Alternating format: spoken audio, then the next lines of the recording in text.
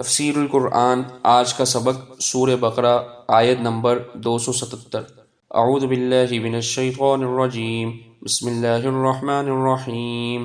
ان الذین آمنوا وعملوا الصالحات واقاموا الصلاة وآتوا الزکاة لهم اجرهم عند ربهم ولا خوف علیہم ولا هم يحزنون۔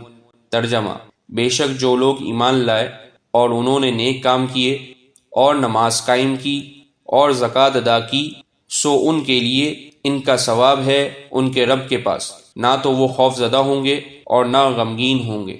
مومنوں، نمازیوں اور زکوٰۃ دینے والوں کا اجر و ثواب۔ ابھی سود کے بارے میں بعض احکام کا بیان باقی ہے۔ درمیان میں اہل ایمان کی فضیلت اور ان کا اجر و ثواب بیان فرما دیا اور ان کے بعض اعمال خاصہ کا تذکرہ فرمایا، یعنی نماز قائم کرنا اور زکوٰۃ دینا، اور فرمایا کہ بروز قیامت ان لوگوں پر کوئی خوف نہ ہوگا اور رنجیدہ نہ ہوں گے، بخلاف سود لینے والوں کے کہ وہ وہاں دیوانوں کی طرح کھڑے ہوں گے، اموال دنیا میں چھوڑ چکے ہوں گے اور وہاں ان اموال کے حاصل کرنے اور خرچ کرنے کی وجہ سے عذاب میں ڈالے جائیں گے۔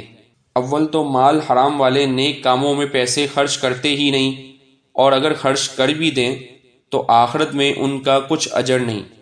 نمازوں اور زکوٰۃ اور صدقات والے وہاں آرام اور چین سے ہوں گے، کوئی خوف ان کو لاحق نہ ہوگا، اور سود خوروں کا برا حال ہوگا جیسے کہ پہلی آیت میں مذکور ہوا۔ وآخر دعوانا ان الحمد للہ رب العالمین۔